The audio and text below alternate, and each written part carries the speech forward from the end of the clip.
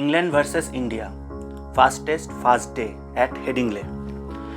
এবার রবি শাস্ত্রী রয়েছে পিচ রিপোর্টে। রবি শাস্ত্রী পিচ দেখে পরিষ্কার বলে দিলেন টসে জিতে বল ফার্স্ট, কারণ এখানে পেস আছে, সুইং আছে, সিম আছে। সুতরাং যে আজকে ফার্স্ট বোলিং করবে সে কিন্তু ম্যাচে অ্যাডভান্টেজের জায়গায় চলে যাবে। যথারীতি দুজন ক্যাপ্টেন মাঠে এলেন। বেন স্টোক টস করলেন এবং বেন স্টোক টসে জিতলেন এবং উইদাউট এনি হেজিটেশন টসে জিতে তিনি নিলেন বল। তারপর কি হলো? তারপর ইতিহাস সৃষ্টি হলো। আজকের এই পুরো দিন নিয়ে আলোচনা করব ঠিক কি হলো আজকে হেডিংলের মাঠে ফার্স্ট টেস্টের ফার্স্ট ডেতে। সঙ্গে থাকুন, দেখতে থাকুন। তো এই ভিডিওটা আপলোড করতে একটু দেরি হবে, তাই জন্যে কাল যাদের কাজকর্ম আছে, সকালবেলা ওঠা আছে, অফিস টফিস আছে, তারা হয়তো আজকে রাতে ঘুমিয়ে পড়েছেন। তারা যদি কাল সকালবেলা আপনাদের নোটিফিকেশানে এই ভিডিওটা আসে তাহলে কাল দেখবেন।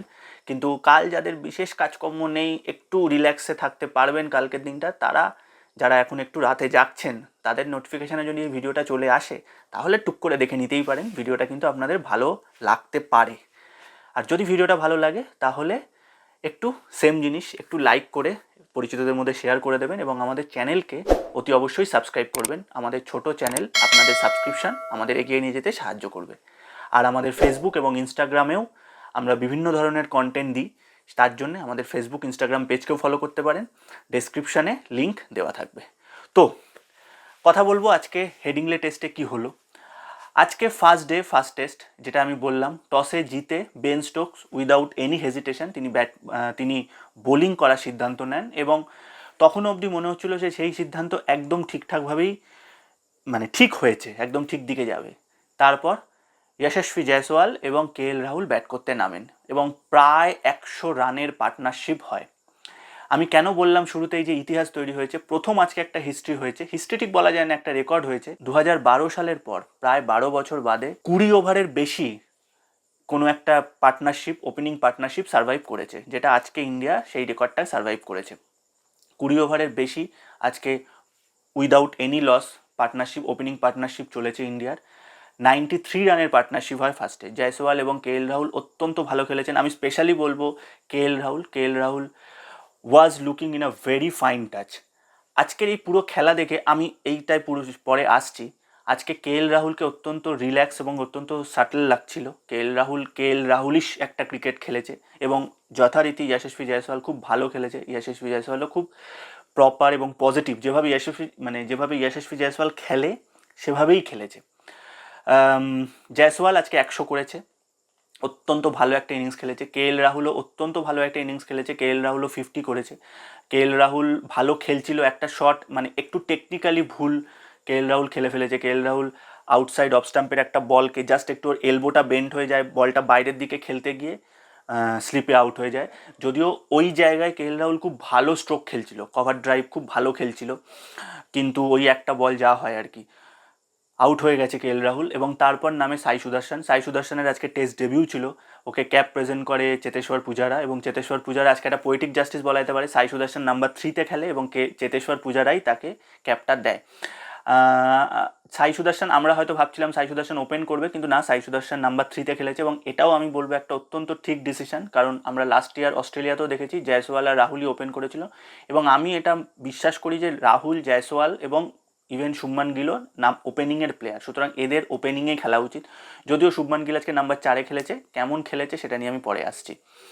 সাই সুদর্শন আজকে বিশেষ কোনো প্রভাব ফেলতে পারেনি। তার ডেবিউ ইনিংস 0-তে শেষ হয়ে যায়, 4টে বলেই আউট হয়ে যায়। একটা লেগ স্টাম্পের বলকে চেস করতে গিয়ে আউট হয়, ব্যাটে লাগিয়ে ফেলে। বেন স্টোকস আউটটা করে। লাঞ্চের আগেই 2টো উইকেট পড়ে যায় এবং সেই সময় মনে হচ্ছিল যে হয়তো ইংল্যান্ড খেলাতে আবার ফেরত আসছে।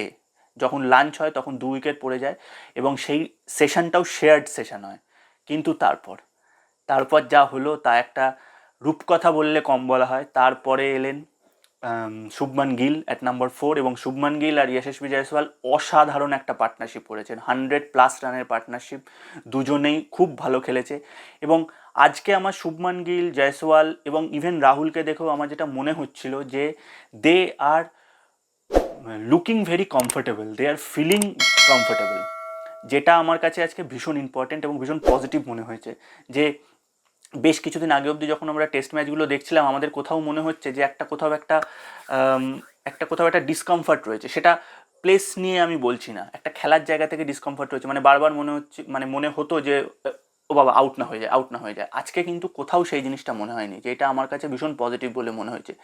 কেএল রাহুল এবং শুভমান গিল যশস্বী জয়সওয়াল এবং শুভমান গিল অত্যন্ত ভালো খেলাটাকে এগিয়ে নিয়ে যায় এবং সেকেন্ড সেশনে কোনো উইকেটই পড়ে না। Second session belongs to India.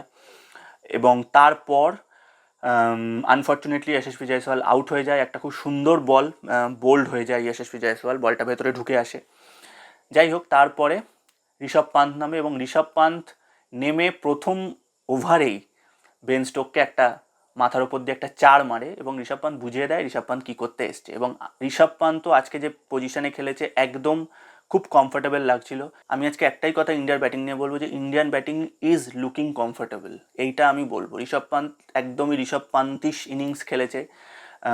Leg স্টাম্পে 4-6, over the top 4-6, খুব ভালো খেলেছে। এবং ঋষভ পান্ত 65 রান করেছে, ঋষভ পান্ত 50 করেছে। সাই সুদর্শন বাদ দিয়ে এখনও পর্যন্ত প্রত্যেকে 50+ রান করেছে এবং Shubman Gill 100 in debut, 100 as captain.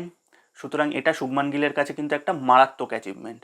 এবং শুভমান গিলের এর আগে ইংল্যান্ডে কিন্তু রান ছিল মাত্র 88, কোনো 50 কোনো 100 না, 5 ইনিংসে 88, যে নিয়ে আমরা কথাও বলেছিলাম। আজকে শুভমান গিল করেছে 127, এখনো অবধি নট আউট।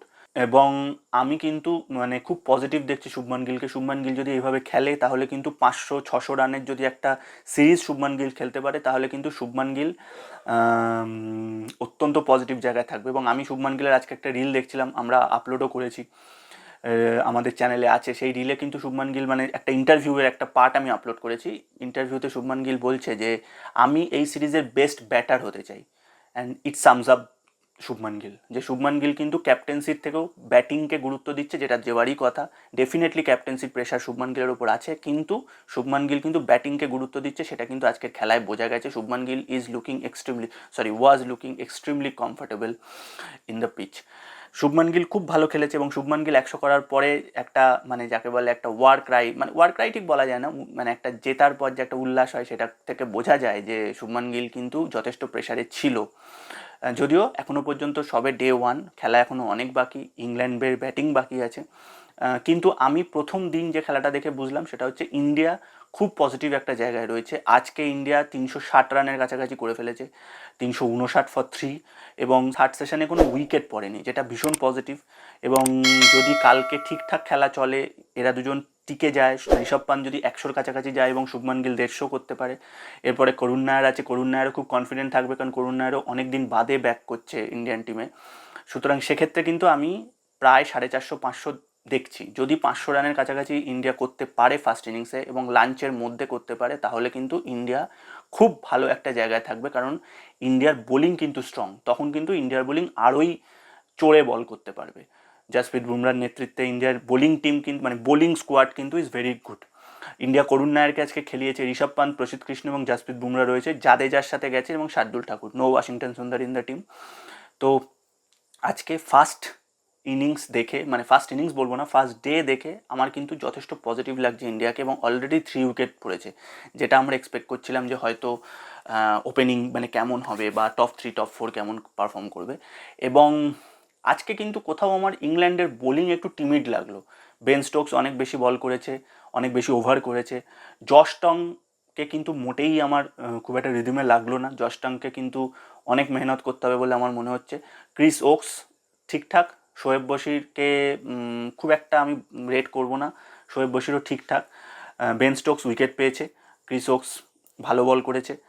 তো তবে ইংল্যান্ডের বোলিং কিন্তু আমার একটু উইক লাগছে আজকে। আমি জানি না কালকে ইংল্যান্ড কিছু মানে প্রিপেয়ার হয়ে আসবে, মানে রেস্ট পাওয়ার পর ইংল্যান্ড কেমন হবে, কিন্তু মানে মোটামুটি ফার্স্ট 2 ঘন্টায় মানে আমার যেটা কোথাও আজকে ইংল্যান্ডের বোলিং দেখে যেটা মনে হলো, ইংল্যান্ড বোধহয় এক্সপেক্ট করেই এসেছিলো যে ইন্ডিয়া একেবারে পারবেই না, 50 ফর 3 হয়তো হয়ে যাবে, 100 ফর 5 হয়ে যাবে, যার ফলে সেইটা যখন হয়নি, মানে 20 ওভার হওয়ার পরই কোথাও গিয়ে আমার যেন মনে হচ্ছে ইংল্যান্ড একটু ব্যাকফুটে চলে গিয়েছিল।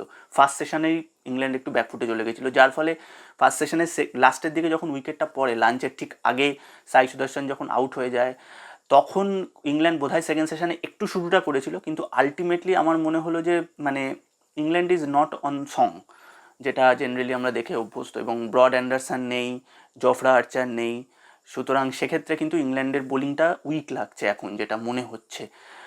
তো যাই হোক, কালকের ডে 2 এর দিকে আমাদের চোখ থাকবে। আজকের ভিডিওটা এইটুকুই। আশা করবো এই ভিডিওটা আপনাদের ভালো লাগবে। যদি ভালো লাগে তাহলে লাইক, শেয়ার, সাবস্ক্রাইব করে আমাদের চ্যানেলকে এগিয়ে নিয়ে যেতে আপনারা সাহায্য করতে পারেন। দেখা হবে কালকের ভিডিওতে। সবাই খুব ভালো থাকবেন। Thank you. Good night.